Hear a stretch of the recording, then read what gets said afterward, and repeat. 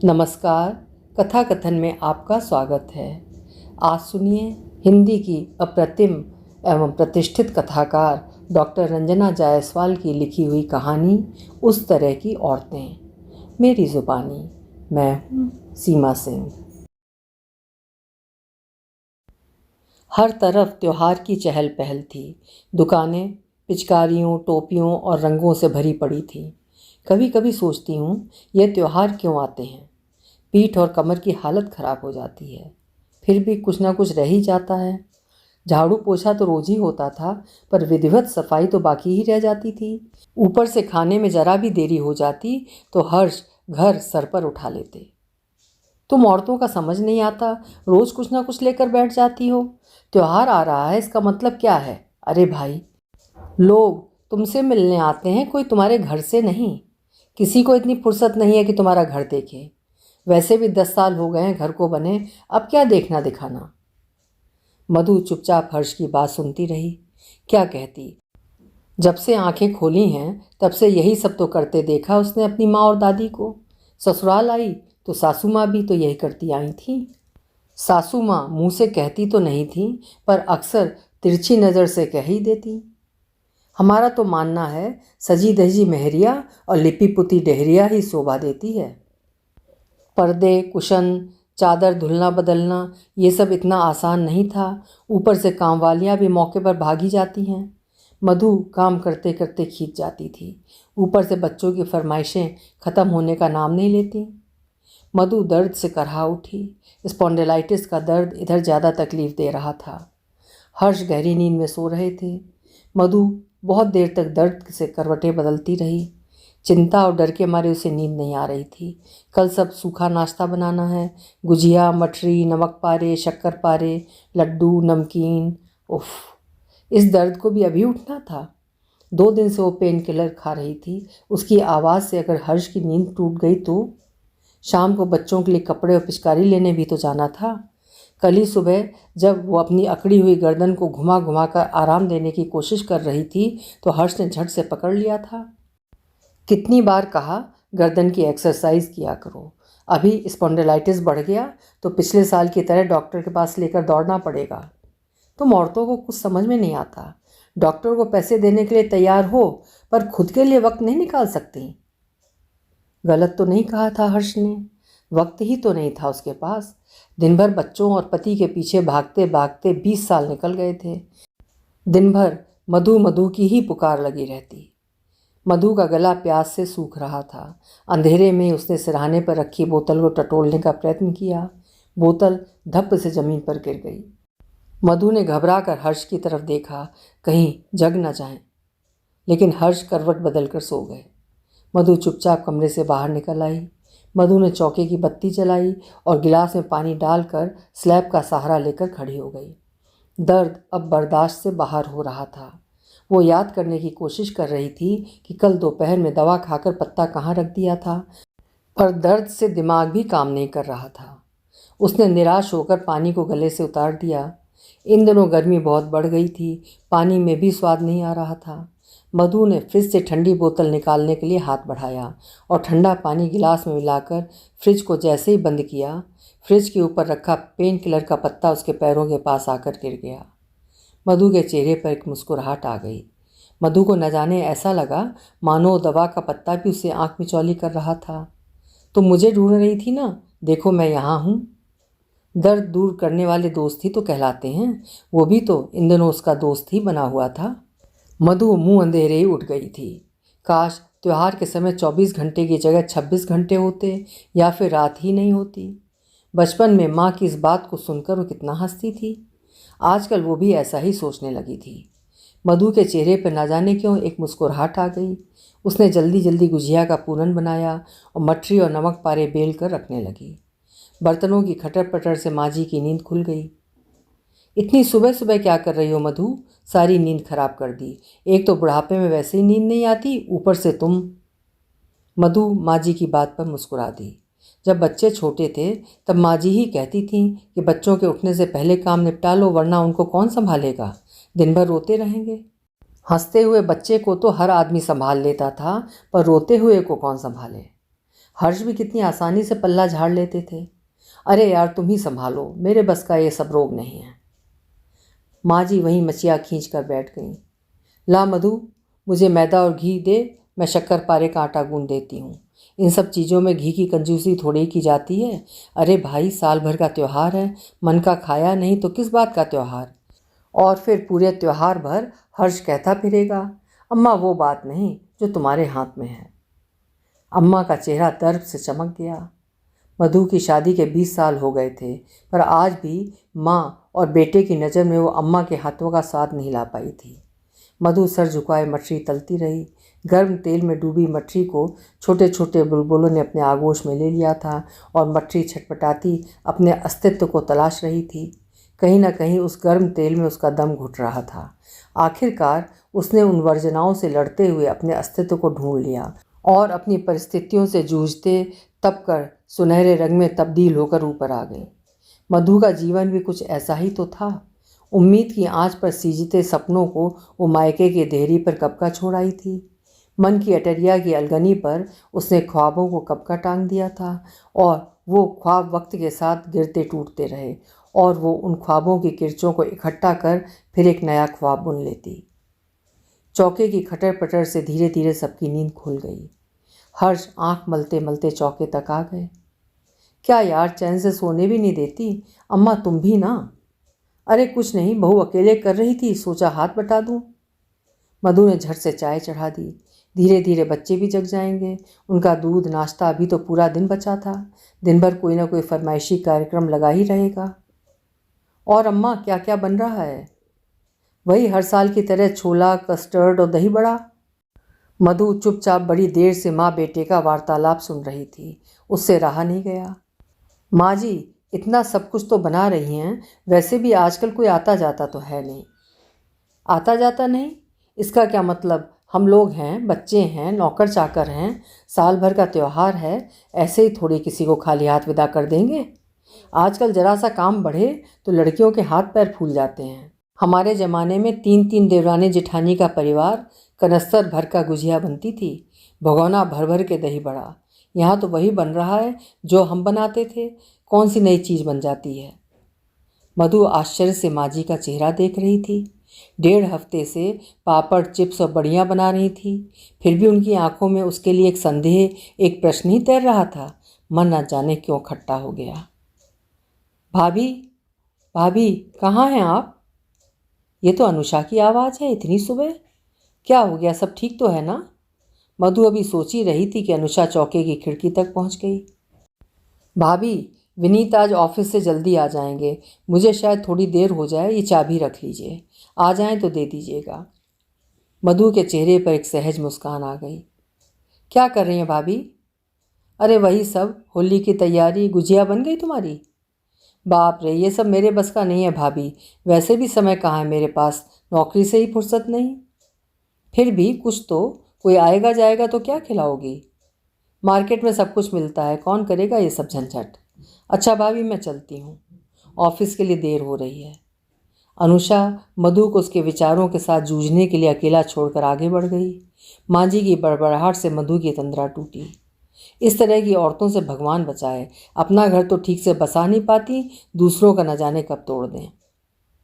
इस तरह की औरतें। अनुषा एक मल्टीनेशनल कंपनी में काम करती थी, तेज तर्रार और बिंदास। घर और घर वालों को उसने अपनी सहूलियत के हिसाब से ढाल रखा था, ऐसा माँ जी का मानना था। जोरू कमा के लाती है तो क्या सर पर बैठा कर रखेंगे? अरे रोज़ ना सही, कम से कम तीज त्यौहार के दिन तो ढंग के कपड़े पहन लें। साल भर का त्यौहार है, कम से कम कुछ तो पकवान बना लें। इन जैसी औरतों के कारण ही बाजार वालों की चांदी है, कुछ करना ही नहीं चाहती। मधु सोच रही थी, घर की खुशी के लिए वो अपनी खुशी कब का भूल चुकी थी, पर फिर भी वो किसी को खुश नहीं कर पाई थी। कम से कम कोई तो अपनी खुशी के साथ जी ले।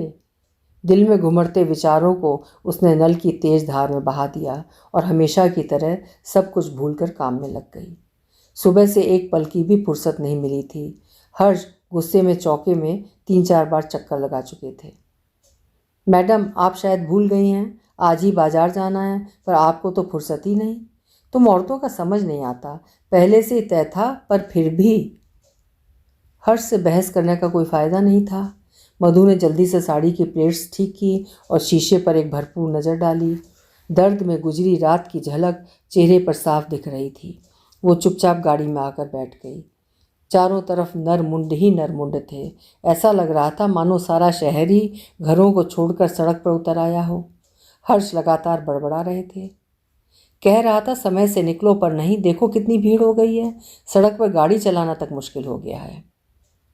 मधु चुपचाप सुनती रही।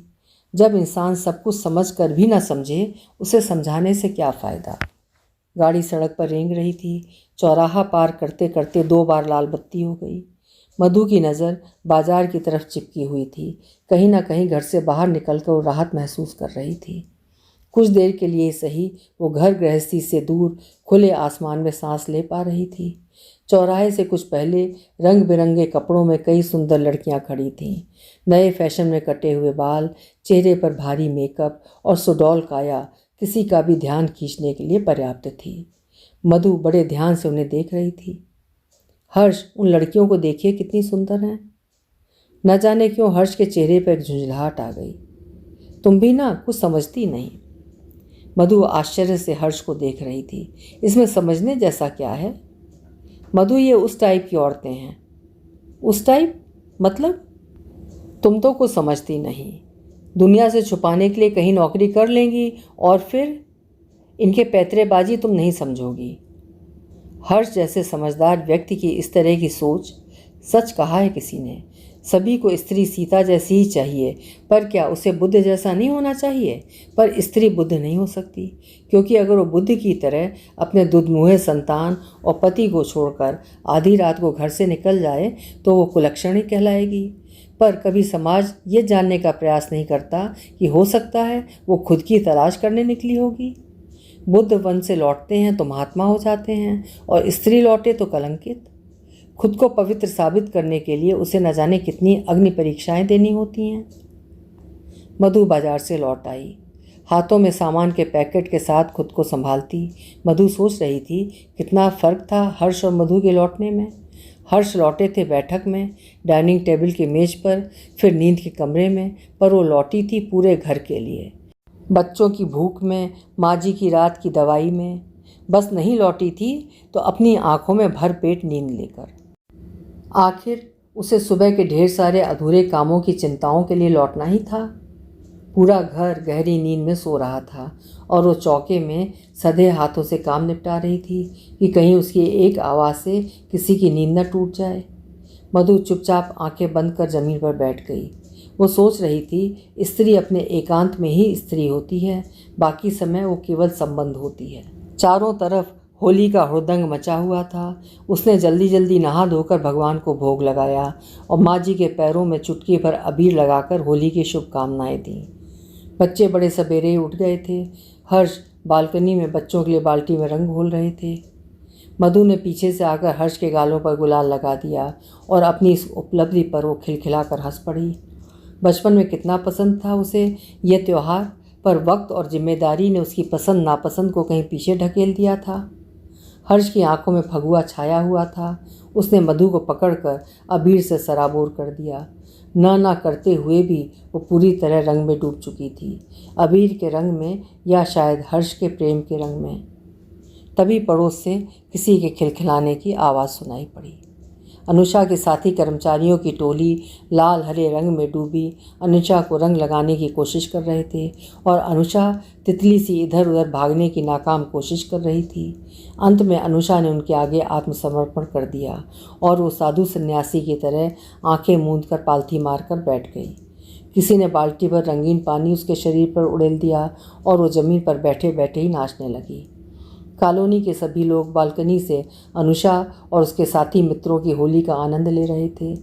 चुस्त जीन्स और टॉप में तितलियों से उड़ती फिरती लड़कियां जिंदगी से भरपूर थीं। तभी सामने वाले चौबे जी पान में भरे मुंह को गुलगुलाते हुए अपनी छत से चिल्लाए, और हर्ष बाबू, फगुआ का मज़ा ले रहे हो? न जाने क्यों मधु को ऐसा लगा मानो उनके कहन और कथन में बहुत अंतर था। उनकी आंखें अनुषा और उसकी सखियों को ही लगातार घूर रही थीं। बगल वाली मिश्रा भाभी अनुषा की टोली की आवाज़ को सुनकर छत पर आ गईं। मधु छत की मुडेर से आकर चिपक गई और लाल अबीर मिश्रा जी भाभी के गालों पर मल दिया। होली की बहुत बहुत शुभकामनाएं भाभी। तुम्हें भी। मिश्रा भाभी उम्र में मधु से थोड़ी बड़ी थी, पर मधु से उनकी अच्छी पटती थी। अनुषा अपनी ही दुनिया में मस्त थी। कौन उसे कब, कहाँ और किस निगाह से देख रहा, उसे बिल्कुल भी परवाह नहीं थी। तभी न जाने विनीत कहीं से आ गया और अनुषा ने उसकी शर्ट में मुट्ठी भर गुलाल मल दिया और उसकी पैंट में मग्गे से रंगीन पानी डाल दिया। विनीत हो करके हंस पड़ा। अनुषा विनीत की हालत देखकर ताली पीट पीट कर हंस रही थी, जैसे किसी बच्चे को उसका पसंदीदा खिलौना मिल गया हो। मिश्रा भाभी ने मधु को कोहनी मारते हुए कहा, तुम भी जाओ ना, भैया को ऐसे रंग लगाओ। उनकी आंखों में एक शरारत उभर आई। आप भी ना भाभी, कुछ भी कहती हैं। अरे अपनी पड़ोसन से कुछ तो सीखो। यहाँ तो काम करते करते हालत ख़राब हुई जा रही है। अभी पूड़ी और पुलाव बनाना बाकी ही है। इन मैडम को देखो, मौज ही मौज है। मिश्रा भाभी की बात सुनकर मधु सोच में पड़ गई। शादी से पहले वो भी तो ऐसे ही होली खेलती थी।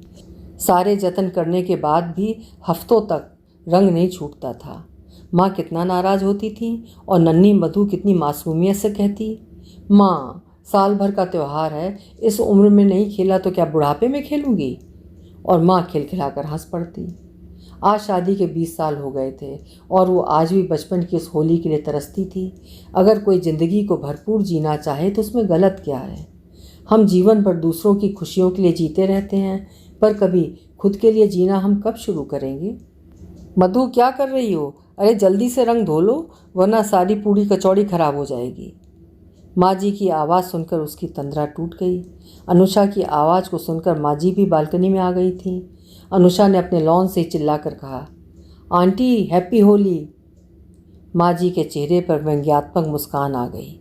वो धीरे से भुनभुनाई, इस तरह की औरतें कभी सुधर नहीं सकती। अभी आप सुन रहे थे डॉक्टर रंजना जायसवाल जी की लिखी हुई एक सामाजिक कहानी, उस तरह की औरतें।